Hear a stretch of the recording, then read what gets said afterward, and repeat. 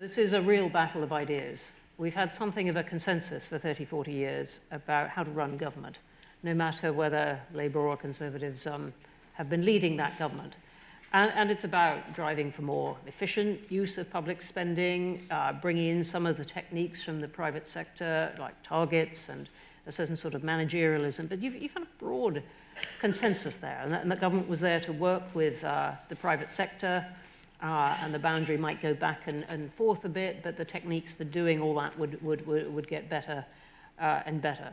And this is, and certainly the challenge from Labour in this election is something very different.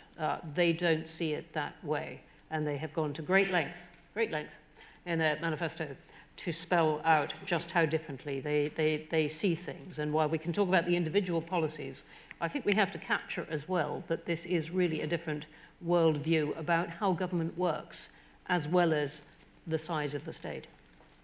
And the second thing, picking up on a point that Paul made, is that they have promised too much. The Conservatives have promised too much with Brexit. Their big idea, if you like, their manifesto is not entirely devoid of things, because that sits there right in the middle. And yet what they've promised in terms of getting that done, and the timescale on which they've promised to do it, and the fact that their objective depends on the European Union, not just on the European Union, but on the unanimous approval by 27 different European countries, makes that extraordinarily hard. That's them. Labour has, to its credit, spent obviously a great deal of time and many, many pages in spelling out in detail what it intends to do.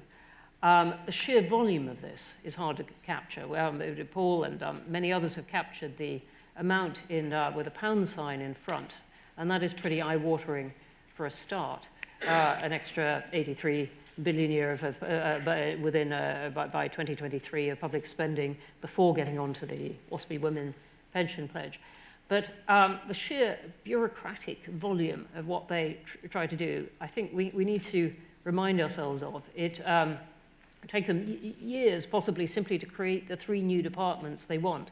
Things that are in there almost as an aside, like abolish universal credit, to be enormously disruptive and take a couple of governments to do, and I'm not sure they'd be well advised to do it.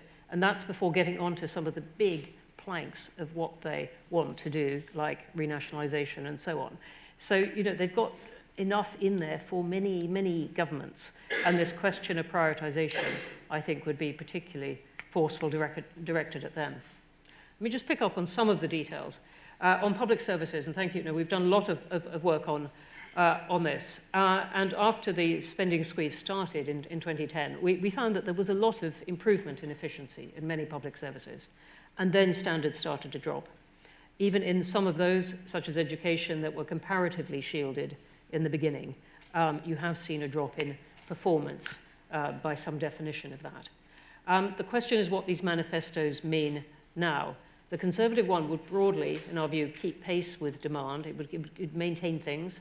It doesn't offer enough money for improving standards.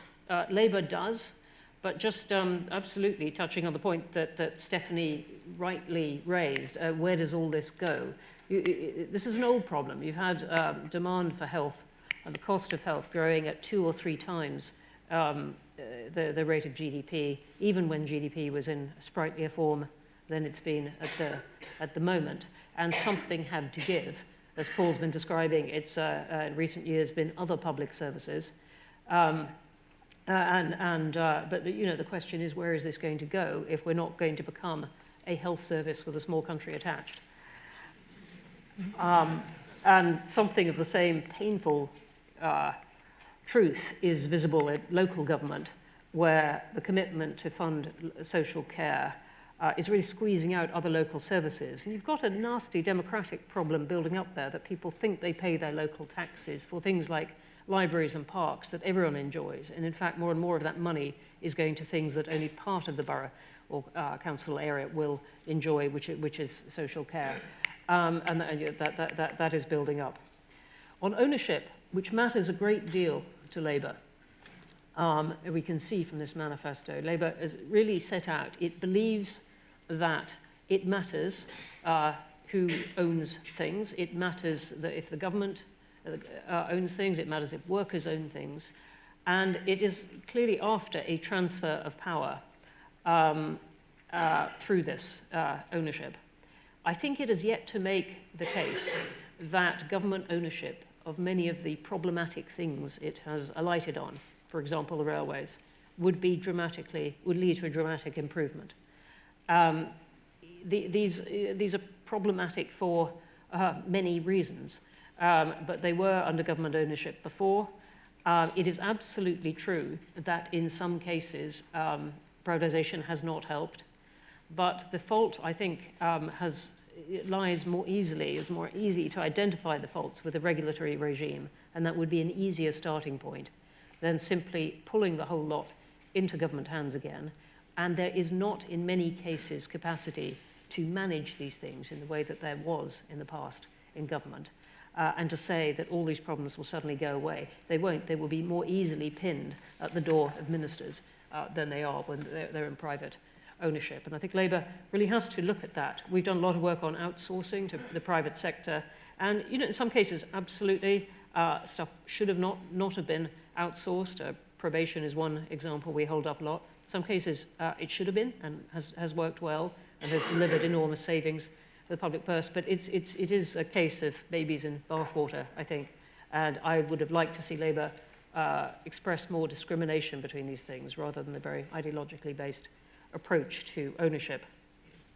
Devolution and regions. I've just come back recently from Northern Ireland, and we have gone to some lengths in the Institute to say in different ways that Northern Ireland is often neglected, the consequences of not having a government there and the implications of Brexit for it neglected. And to me that is as sharp a problem as the noisier Scottish independent movement. I think both of those questions are going to be something that we spend a great deal of 2020 talking about, regardless of who wins the election and the integrity of the union overall. Constitutional questions. For both parties, they've thrown in things that really are huge and messy and problematic. In Labour's case, making the House of Lords fully elected. In both the Conservative and Labour cases, getting rid of the Fixed Term Parliaments Act, without really thinking through what these mean. Even just that, the Fixed Term Parliaments Act has caused all end of sort of comedy and problems this autumn. And there are three kinds of problems. Paralysis, everything but a fixed-term parliament, in fact. Yes, yes, yes. Exactly. But, paralysis, no one quite knows what a no-confidence motion is. And there is this question of the messy 14 days. If there were such a vote of no confidence, what does a government have to do to claim it's an alternative government and get rid of the incumbent and so on? And does the Queen come into it all? All right, but you could address those things. Parliament could indeed legislate on these things. There's a real question of whether you actually could abolish it because the prerogative powers of the Queen that it replaced have been swept away. It's not a simple thing. And yet these really quite big constitutional questions have been slipped in, and they're not trivial. They would have enormous impact, as we've seen the very quickly drafted Fixed Term Parliaments Act itself did. So I think that's where the parties in writing these things really ran out of time and thought. But we would all come to rue all that. Alan's going to talk much more about Brexit, but I would just say, the Conservative deadline of the end of the year is so tight. The EU preparing so thoroughly already for those negotiations, and you only have to scatter in a few words like fish and Gibraltar to make the whole thing very complicated and difficult for any UK government to accept, that there is a real possibility, if we have a Conservative government here, that we have another no-deal cliffhanger. The room for compromise that both sides showed might lead us to hope that that could be brushed away. On the Labour side, this timetable of 6 months to get it all done, including a second referendum, I honestly think is for the birds. It just, they would have to be bringing in legislation right away for a second referendum without even knowing what the question was, because they wouldn't have done the deal yet. And my suspicion is that even though Labour professes it wants a much closer relationship with the EU than Boris Johnson's deal, it would find all kinds of ways in EU practice and in the detail of EU rules, not just the presumption of encouraging competition on the railways, full details like that, find the EU actually more uncomfortable and might want a more distant relationship than it's saying, and all that would slow it down. So I think they've been unrealistic, both of them, in different ways on this. And I'd just come back to that point of the battle of ideas.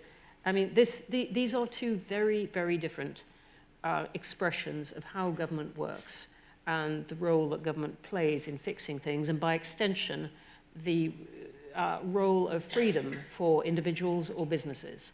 It is a battle about liberalism, in a way. And we can express some of this in numbers, the sheer amounts of money going to one thing or other, but it's bigger than that. And so even though this has been called the Brexit election and the public services and wall of money election, I think it really is a battle of ideas, and one that we can only really assess in retrospect, but we shouldn't dismiss for all its apparent insubstantiality at the moment.